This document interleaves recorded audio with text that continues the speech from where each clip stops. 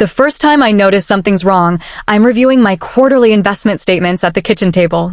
Coffee cooling beside me, kids already at school, the house quiet in that rare morning way that lets me actually focus on finances.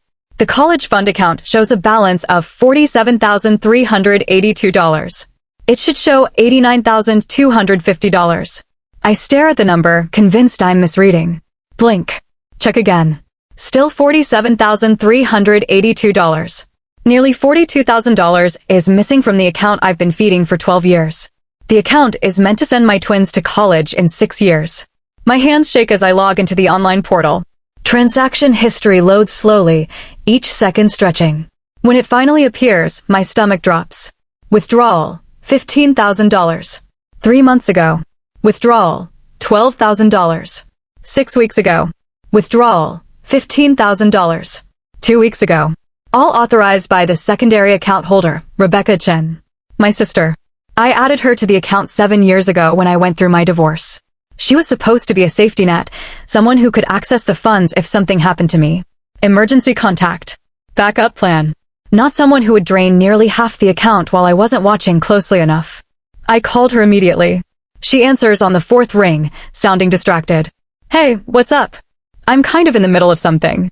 Rebecca, why is there $42,000 missing from the kids' college fund? Silence. Then that? I was going to talk to you about it. Talk to me about stealing from your niece and nephew? I didn't steal anything.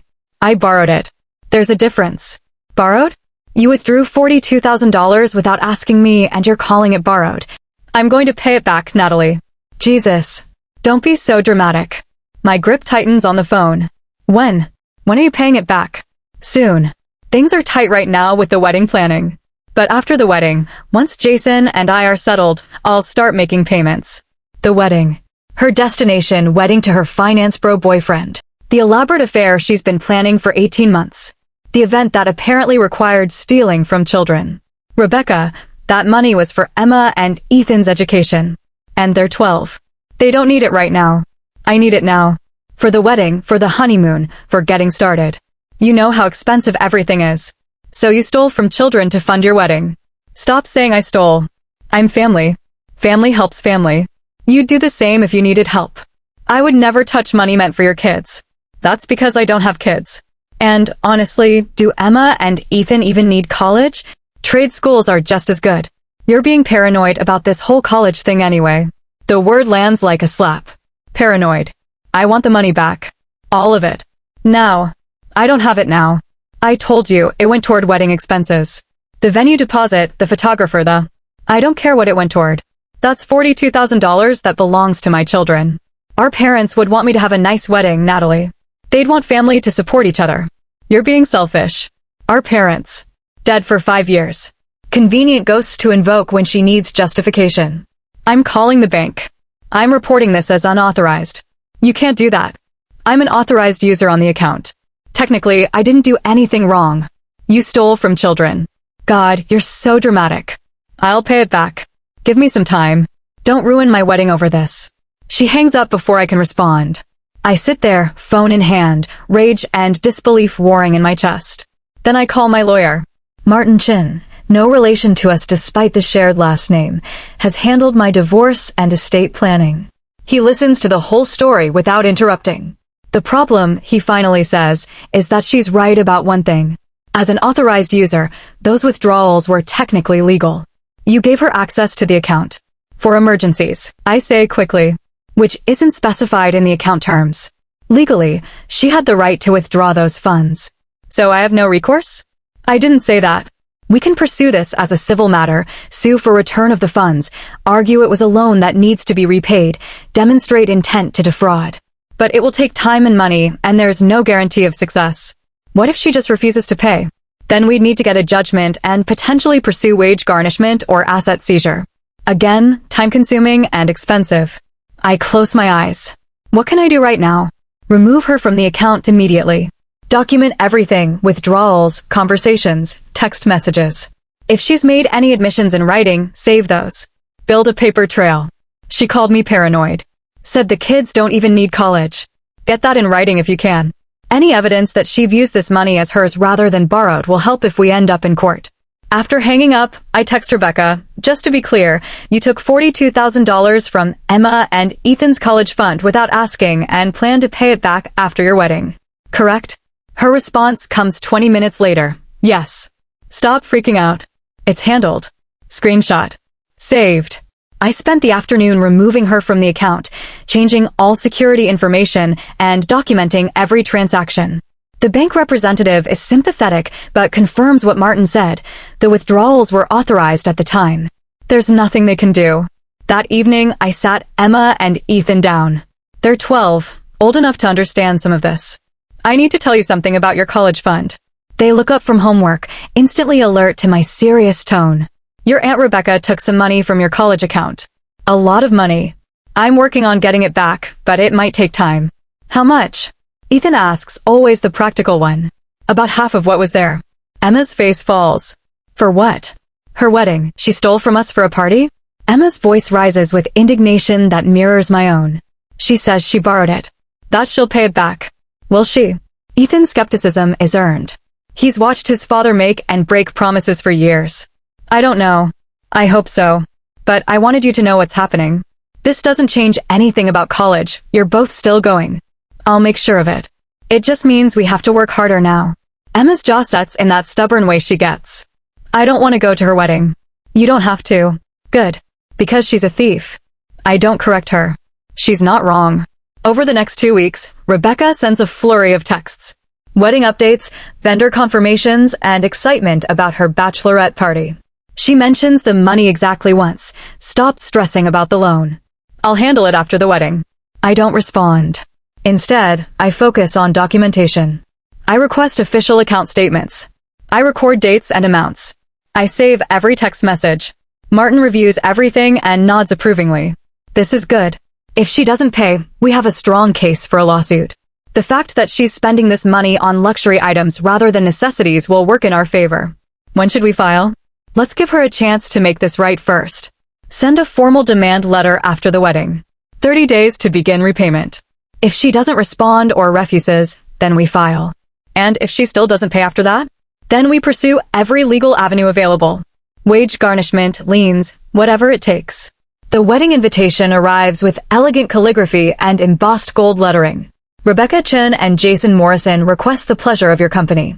Destination wedding in Napa Valley. 3-day affair. Accommodations at a luxury resort starting at $400 per night.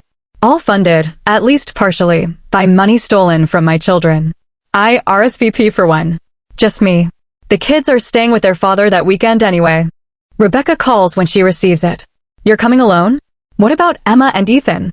They don't want to come. What? Why not? They're in the wedding party. No, they're not. You never asked them to be in the wedding party. I assumed. Never mind. Can't you make them come? It's important to me. They're old enough to make their own choices about attending events, Rebecca. This is ridiculous. You've turned them against me. You stole their college fund. They turned against you all on their own. I borrowed it. God, Natalie, you're so uptight about this. It's just money. I'll pay it back. When? Give me a date. A payment plan. Something concrete. I don't know exactly when. After the honeymoon, probably. We need to get settled first. The honeymoon you're funding with my kids' money. It's a loan.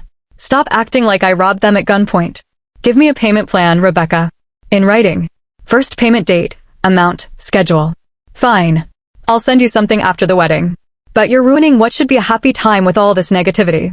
She hangs up. No payment plan materializes. 2 days before the wedding, I received a group text. Rebecca's bridesmaids, plus me, plus our cousin Jennifer. Final headcount for bachelorette dinner Friday night. Who's in? I respond. I'll be arriving Saturday morning. Have fun Friday. Rebecca calls immediately. You're not coming to the bachelorette dinner? I have work on Friday. I'll be there Saturday for the wedding. This is my last night as a single woman. You have to be there. I can't afford to take extra time off, Rebecca. Between work and covering the kids' expenses since you took their college money. Oh my God, are you seriously still on that? Let it go. The money for your bachelorette party? You're being petty. I'm being broke. There's a difference. She makes an exasperated sound and hangs up. Friday night, my phone blew up with photos from the bachelorette party. Expensive restaurant, premium bottles of wine, and matching silk robes for all the bridesmaids. The estimated cost of the evening, at least $3,000. Funded by my children's future. I screenshot everything. Saturday morning, I drive to Napa. The resort is stunning, rolling vineyards, Spanish architecture, infinity pools overlooking the valley. My room costs $425 for one night. I added to the growing tally of what this wedding is costing me. Martin agreed to meet me here. Not as a guest, he's not invited, but as my legal representation. He's staying at a hotel in town, ready to be called if needed. The wedding ceremony is scheduled for 4 p.m. in the resort's garden pavilion. I arrive at 3:30, wearing a simple navy dress. Elegant, but not celebratory. Witness attire, not guest attire. Rebecca spots me during photos. She's radiant in her designer gown, exactly the kind of bride she always imagined being. She waves, delighted I'm here, apparently forgetting our last 3 contentious phone calls. I wave back. Take my seat near the middle. Not the family section, that would require being treated like family. The ceremony is beautiful. Expensive flowers, live string quartet, vows that make people cry. Jason looks genuinely happy. Rebecca glows. It's everything she wanted. Everything my children's education fund paid for. When the ceremony ends and guests move toward the cocktail hour, I don't follow. I wait in the garden, watching the sun cast golden light across the vineyard rows. Rebecca finds me 20 minutes later. Natalie, why aren't you at cocktails? Come on. I need to talk to you first. Can it wait? I have like 1,000 people to greet. No, it can't wait. Something in my tone makes her stop.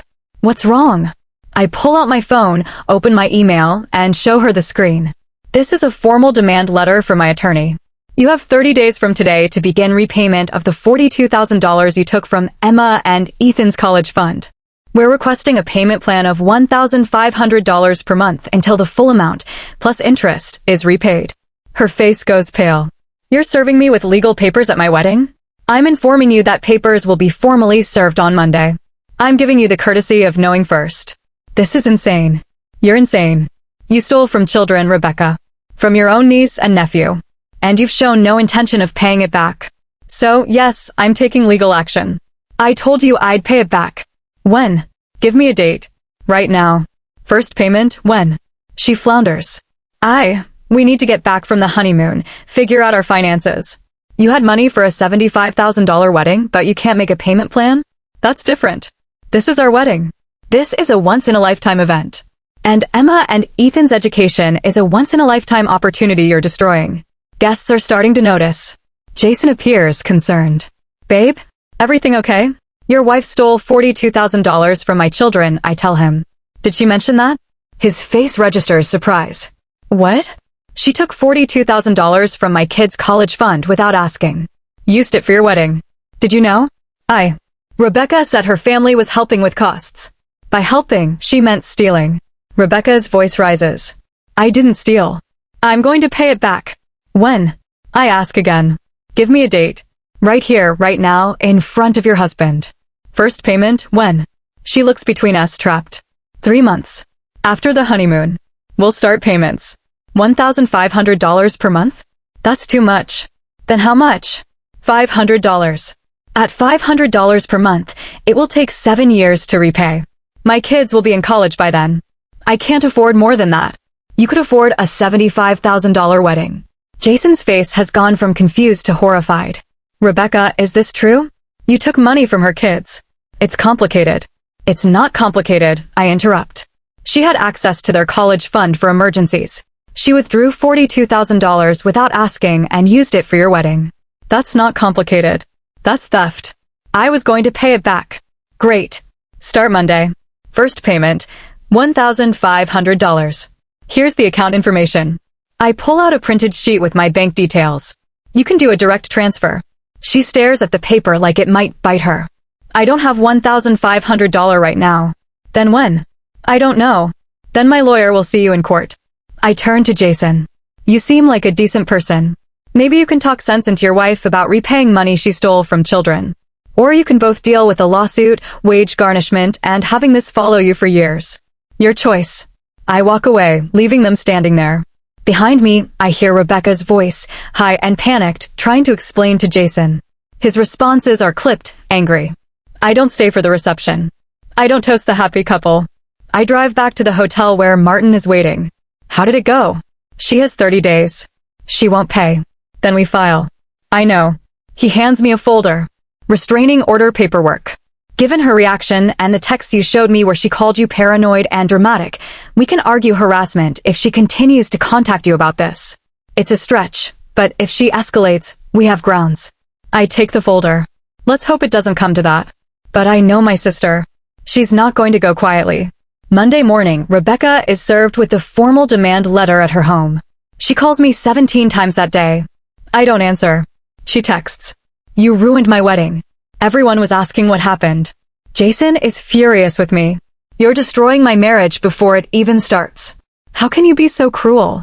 I respond once. You have 30 days to begin repayment. Talk to your lawyer. She shows up at my house Wednesday evening. I don't let her in. We talk through the doorway, Emma and Ethan visible behind me, watching. Please, Natalie. Please drop this. I'll pay you back. I promise. In writing. Payment plan. First payment date. Amount. Have your lawyer send it to mine. I can't afford a lawyer. You could afford a $75,000 wedding. That money's spent. It's gone. I can't just magic it back. Then you'll make payments.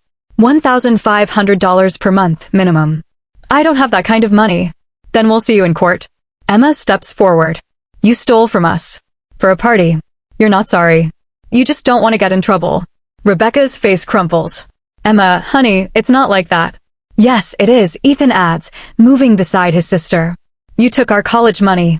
Mom told us you said we don't even need college. That she's paranoid. I didn't. I was just. You're a thief, Emma says flatly. And we don't want you here. Rebecca looks at me, tears streaming. You turned them against me. You did that yourself. Now leave. You have 26 days left to respond to the demand letter. She leaves, sobbing. I close the door. Emma hugs me. Good job, Mom. The 30 days pass. No payment. No payment plan. No response except increasingly desperate texts that I forward to Martin. On day 31, we file the lawsuit. Rebecca Chin, defendant. Theft by conversion, breach of fiduciary duty, unjust enrichment. We're suing for the $42,000 plus interest and legal fees. The restraining order comes 2 days later after Rebecca shows up at the kids' school trying to talk to them. The principal calls me concerned. Rebecca was attempting to convince Emma and Ethan to talk sense into their mother. Martin files for the restraining order that afternoon. Granted within 48 hours. Rebecca must stay 100 yards away from me, my children, my home, and my workplace. She violates it within a week. Shows up at my office, screaming in the parking lot about family betrayal and how I've destroyed her life. Security calls the police. She's arrested. Jason files for annulment 2 months after the wedding. Apparently, learning your new wife is a thief with a restraining order and pending lawsuit is grounds for second thoughts. The lawsuit drags on for 8 months. Rebecca's public defender argues she genuinely believed it was a loan, that family dynamics make this a civil dispute, not theft. My lawyer presents the text messages where she admits taking the money, the lack of any written loan agreement, and the fact that she spent it all on luxury items while claiming she'd pay it back. The judge rules in our favor. Rebecca owes $42,000 plus $8,500 in interest and legal fees. Total, $50,500. She doesn't have it. The court orders wage garnishment, 25% of her paycheck until the debt is paid. At her current salary, it will take approximately 6 years. Emma and Ethan will be 18 by then. Starting college. On whatever I've managed to rebuild in the account plus what I can earn. The restraining order remains in place for 3 years. Rebecca is forbidden from contacting us. From attending the kids' events. From showing up at our home. Our extended family fractures. Some side with Rebecca. Family should forgive family. Others see her for what she is. Our cousin Jennifer stops speaking to Rebecca entirely after hearing the full story. I rebuild the college fund slowly. Extra shifts, freelance work, careful budgeting. By the time Emma and Ethan are 14, I've managed to restore $30,000. The garnished payments from Rebecca trickle in, adding $200 per paycheck. It's something. For years after the wedding, I receive a message through Martin.